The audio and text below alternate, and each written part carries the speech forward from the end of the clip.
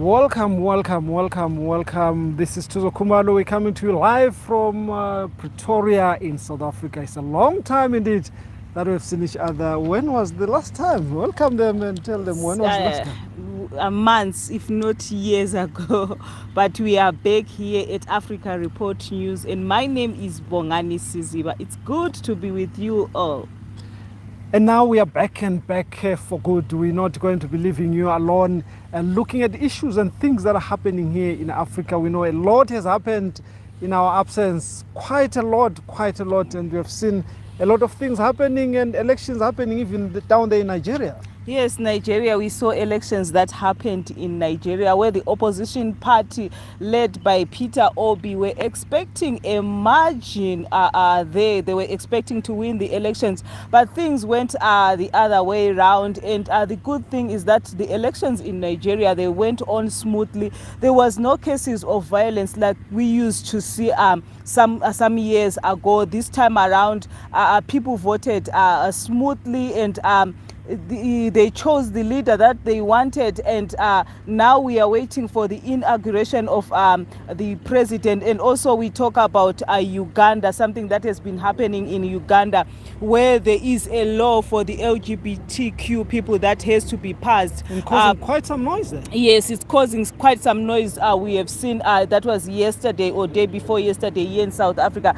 The economic freedom fighters, they were protesting that the president there, Yoweri Museveni, should not sign that, because human rights in Africa, let's talk about human rights in Africa. There's nothing, not many African countries are upholding these human rights, especially for people who believe. Quite a lot of problems in that area, quite a lot of problems in that area. We've seen also recently in countries like Zimbabwe, people complaining very much because we know that country, we know is heading into elections, and people talking about these issues of human rights, allowing people to do what they are supposed to do, what the constitution allows them to do. There you see the opposition parties there complaining bitterly that the space is being closed as they go closer to elections. We know one of their leaders, Job Scala, is still in prison now.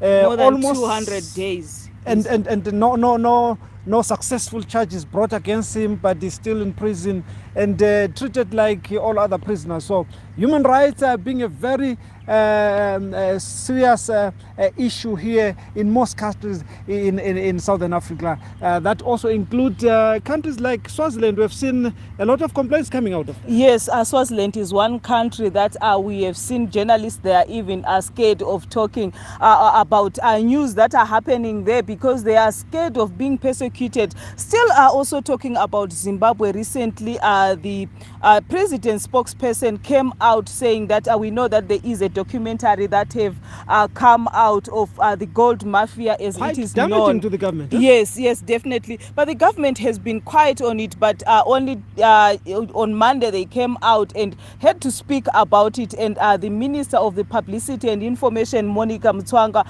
coming out there saying that they are going to do something about those who are implicated. And we have not seen much written about this story, especially with the local Zimbabwean media, because the spokesperson for the president came out saying that anyone who speaks about this will be prosecuted. We know that there is a journalist in Zimbabwe who was also speaking so much about this, but in the past days he hasn't said much, because also it's the freedom of press that we have seen in many African countries. There's no freedom of press when a story like this, a big story like this, where the government has to be looking at those who are implicated, but now they are focusing on the journalists who are reporting on this. Quite surprising, especially when you hear the government saying they are going to look into this, because according to the characters in that docu, most of them are linking their circles or their illicit trade with the president involved, saying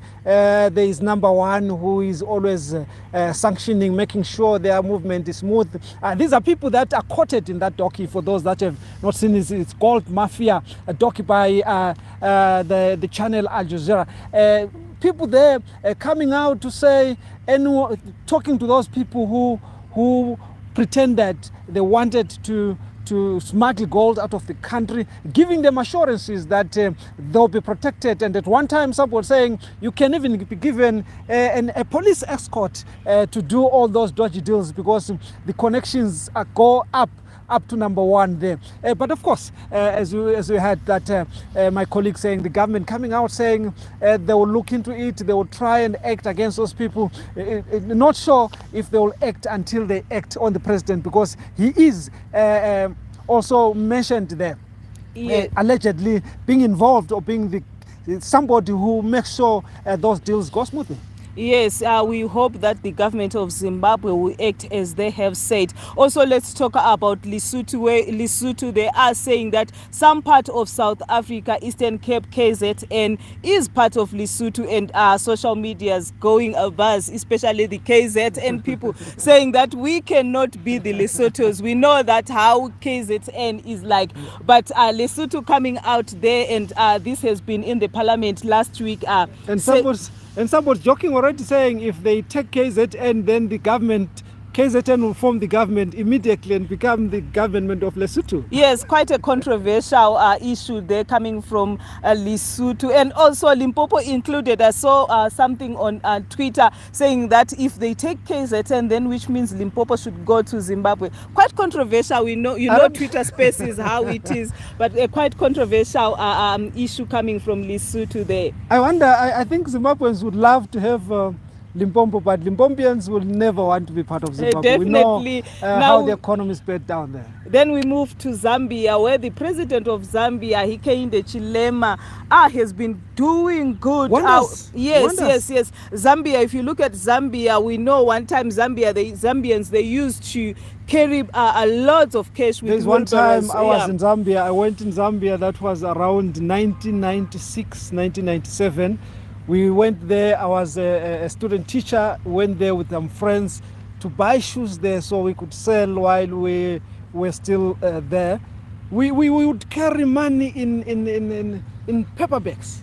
Just to buy a few shoes, you needed to carry quite a lot, and the situation was bad. But now we hear with the new president, things are getting better. Yes, things are getting better. Yesterday, I think he's still in Mozambique, where also he's signing some bilateral MOUs there. We know that the US Vice President Kamala Harris was also in Zambia, boosting the economic of Zambia. And we have seen a lot of powerhouse countries coming to Africa. What do you make of this? Suddenly this shift from them coming to Africa. Some people are now calling it a scramble for Africa. I mean, we've seen US sending the sector here, coming here to South Africa, coming to other countries here to try and strengthen ties. And we saw Russia also sending an envoy coming here to Africa, trying to step their foot on Africa. So we see many countries now coming back to Africa, trying to, because we know that economically Africa is one of the potential markets that are growing after, of course, China has overtaken most of these countries. It has gone out of this bracket, but Africa, there's still potential with the youthful people that are in Africa, the resources that Africa has, especially that with most of the resources in Africa, there's no beneficiation. Most of these resources are taken out, and a lot of those countries coming to Africa saying, we can help you mine the resources and we can help you beneficiate them here in Africa, and of course, create jobs that are very much needed here in Africa. So we are seeing that movement. China also not losing space, because I think China has taken most of these Western countries by surprise. The time they were not coming to Africa, China was busy getting into BRICS and managing to penetrate Africa through South Africa and other BRICS countries like Brazil and India. Yes, talking about these powerhouses, countries that are flocking to Africa. I'm saying flocking because quite a few months ago we have seen a lot of them coming to Africa, Russia also included. We know that there is this controversy of the Russian president coming to South Africa for BRICS, and the criminal court has now issued that South Africa should arrest Putin. But South Africa saying we cannot leave our friends, or we cannot abandon our friends because the criminal court now wants us to arrest Putin. Are we going to see the same thing that happened to the Sudanese Definitely president? You're going to see what happened to al-Bashir, because it was the same scenario where al-Bashir was here and South Africa was expected to arrest and hand the former president to the ICC.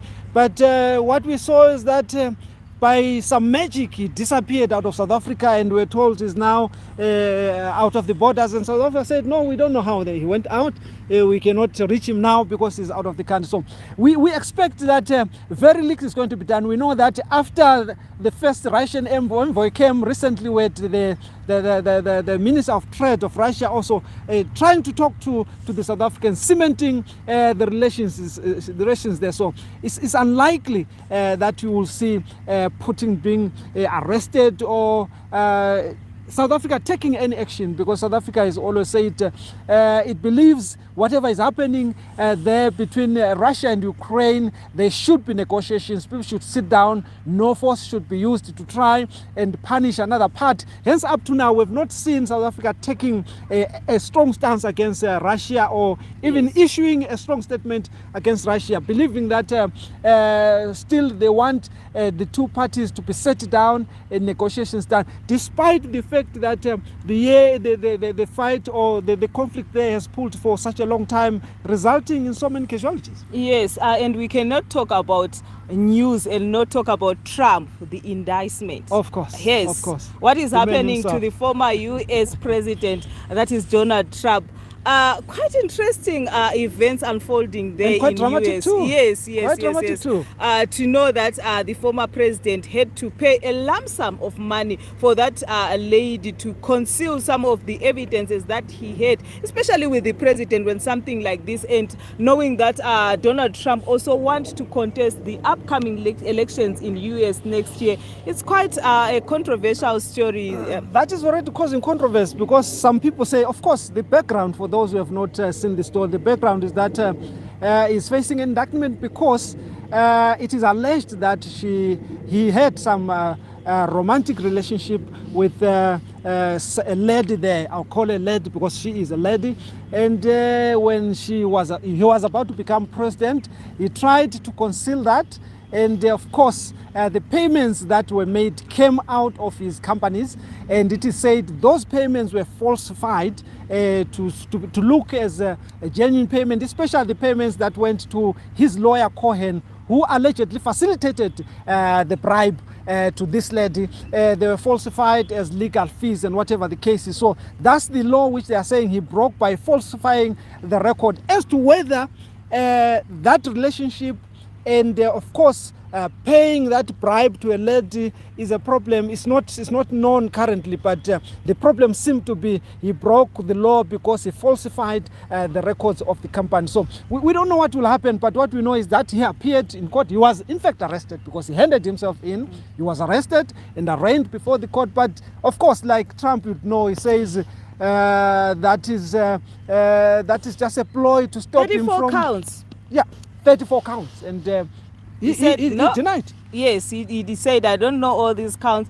but let's see what will be going on. I'm sure he will be back in court soon. Then I will keep our tabs on that story. Although, of course, people are already alleging that the Democrats are trying to tie him down so that he doesn't even contest within his own party, so that he doesn't even contest Biden, who is also likely to go for his second term. Yes, we have seen that a lot happening in many countries, not only in the USA, where the sitting government will try by all means to make sure that those that want to come and contest, they will go and dig in the information that no one ever knew about. And we cannot go before we talk about the DA and the EFF. DA coming out, they're saying that EFF is their enemy number one. My question here is, they are both opposition parties. Why would another opposition party be your enemy number one? Politics is a very dirty game, they say, because not very long when we went into the local government elections, we saw a lot of coalitions, and they are places where the DA, especially Negruleni, there was once that understanding within all opposition parties, including the EFF, where they voted together, and we saw a DA mayor being installed there. But when things went sour, we now hear another song from the opposition. But what that shows is that the opposition in Africa is so very weak. If you look at what is happening here in South Africa, in Tshwane, which is the capital city of South Africa, Pretoria, for those who know that name, there is always this struggle. The mayor is in, voted out, voted in, voted out, and it's all because the coalitions of the opposition cannot stand together. They cannot do one thing. It's one thing today and another thing tomorrow. So they have failed to form a formidable government. And this is exactly why you have seen most of these liberation countries staying for longer than they are welcoming countries, because the opposition is just failing to make the cut. Yeah, we're talking of opposition. Let's talk about Zimbabwe. We haven't seen much that has been happening from the opposition side, but elections are this year, either in July or August, like what the minister Ziyambi said there, that the elections might be around that time. But there isn't much that we have seen from the opposition party. What do you make of it? Surprisingly, we saw them more dominating on the ground during those by-elections, but now there's this big election that will determine the future of that country, the future of the people who administer that country. But we see them very little. But of course, we've had incidents where some of their rallies, they allege that they are being crushed, they are not being given permission to gather, their members are being intimidated. For example, we spoke about one of their leaders, Job Sikala, who is still languishing today in prison. So pointing it to that. But I always say to these oppositions, when you set and decided that you want to go into politics, these are exactly things that you expected. Yes, so you should not cry foul now, because politics is no friend game. Politics is a dirty game. Anyone is your enemy. Your friend could be your enemy tomorrow. So they went into this space knowing exactly that there is that possibility of violence in Zimbabwe. And it happens everywhere. It happens everywhere. Yes, so that's not reason enough to say the space is being closed. Yes, of course. The sitting government should never close the space for democracy, for freedom of expression, freedom of association. Those are given rights in the constitutions, but also in places where they occur, like in the case of Zimbabwe that we're talking about. It's no reason enough for the opposition to cry foul. To sit and relax and say the government is doing this. What are you doing yourself? Because maybe there are some citizens that are looking up to you, but you are there as the opposition leader and you are just saying the government is doing this. What are you doing yourself? And still on Zimbabwe, the ZEP permits are coming to an end. Most Zimbabweans who are in South Africa, they don't know what they're going to do. Yes, we know that there are some visas that have been extended, but that is not the ZEP. For that most Zimbabweans here in South Africa are holders of. Many are saying they don't know what will happen come to June 30. 2023. Is the minister going to also extend these visas? But we know that there are waivers that Zimbabweans are supposed, those who are holders of ZEP, that are supposed to apply for. So we urge all Zimbabweans who are supposed to apply for those waivers to apply for those waivers while they wait for 30 June. The tricky part is that while there is a 31st June, there's a 30th June deadline for them to pack and go, there is a court case that's coming sometime next week. There are organizations, including the Helen Suzman Foundation, that are challenging the action of terminating these permits that have gone for a decade, saying the way that they were terminated, the government did not liaise or did not inform or did not seek the cooperation of the affected group, which is around 178,000 Zimbabweans. They were not consulted. So they want the courts to put aside that decision so that the government start first by consulting these people, finding out what will happen, what will be the effect of that, and engaging them to find out if there are any alternative means that they can use before that. So it's likely a decision from the court might extend the permits, might decide to squash the decision of the minister, or might agree with the minister. So this is what putting most of these Zimbabweans between a rock and a stone, because they don't know what will come out of that process, whether the courts will agree with them and their lawyers and organizations that there be another extension, or that they pack and go. So quite a very difficult scenario. What makes this thing very difficult is that these people have stayed in South Africa under these Zimbabwe exemption permits for a full decade. So these are people who have started families in South Africa. These are people who have had jobs in their careers and worked very hard in the past 10 years to build careers here in South Africa. And of course, you know that when you build a career, when you think you are stable, you buy a house, you buy cars, you start families even with South Africans. And some of these children of these people have never been to Zimbabwe. They don't know what Zimbabwe looks like.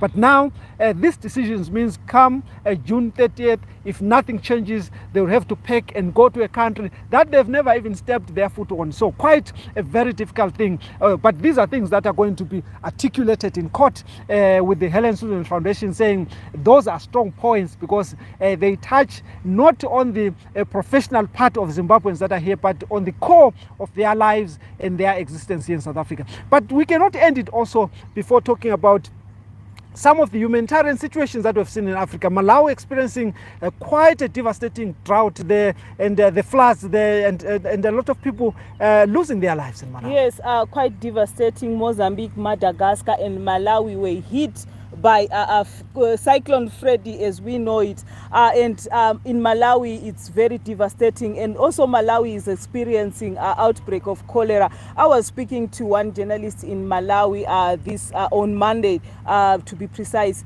and she was telling me that the situation there is very tense, and not only tense, but a lot of people lost their families, they lost their homes. So Malawi is seeking humanitarian aid either from either country, but we know that USA and China has been some of the countries that have chipped in when disasters like this have happened. So Malawi is in a dire situation now where a lot of people are still missing. There is cholera outbreak, floodings there. It's quite a situation in that country. And definitely those become also very dominant for poor countries when such a disaster strikes, because you find that even the health systems were very weak in the first place. And when these floods occurs, some people cannot even access the points of healthcare. And of course, some of them are destroyed and disturbed. The network, the road network itself is disturbed. And even in terms of the telephone network is disturbed. So it's a very difficult chance for Malawi. But in Mozambique again, this group that wants to overthrow the government also fighting very hard. We hear the situation is still getting bad and bad, and we hear people have still run away from their homes. They are still in camps, and there's also a humanitarian situation there where people, they require food. According to the Doctors Without Borders, a lot of people there, they still require assistance in terms of food, because some villages have been burnt there by this group, and people displaced, they cannot go back to their jobs. Children still cannot go back to school. Some of them, of course, we understand they're still in the bush. That's where they've decided to stay and build their homes there. Yes, and Cabo Delgado is one of the cities, or rather places, that are facing that in Mozambique. Many people there displaced, like you mentioned. The Doctors Without Borders helping as much as they can. Gift of the Givers have been helping there, but the situation also is in Mozambique is so dire. Mozambicans, they are not having their freedom, like, you know, leaving your home and just walking and going where you don't know. With little children, I've seen pictures of little children crossing rivers that are flooded, carrying these large bags. It's quite sad, the situation that is happening in Mozambique. And more sad is that this group is saying to be beheading people there. Just in front of the whole crowd, they take their panga and they chop off your head, trying to exert their power on these citizens. Quite a sad situation. We're coming to you live from Pretoria. We've spoken about quite a number of things happening in your country. Tell us what is happening in your country. What is it that you want us to talk about? Africa Report News there is here and is back with a bang, and just for you, we shall be giving you quite a lot that's happening in Africa, especially the elections that are about to happen in Zimbabwe will give you quite a chunk of that. South Africa also getting into elections next year. Yes, yes. getting into elections again, we are quite we'll be able to see what's going to happen with Ramaphosa already stamped as the candidate who is going to be standing for the ruling African National Congress, while it's on the other side, as we told you, the opposition is still divided, not knowing if they are going to go into that election with one front or not. So quite a lot of stuff that's going to be happening here in Africa, and of course beyond. We shall be bringing you all those here on Africa Report News, but we need you to send your videos also greeting us and greeting the viewers and others, telling us what's happening in your country, and if you've got any topic that you think we should dwell on as far as you are concerned, please do so. But don't forget to subscribe and like our pages on Facebook and share it too. Yes. And from me, Bongani Siziba, here at the Union Building, it's bye for now. Tusokumalo, bye for now.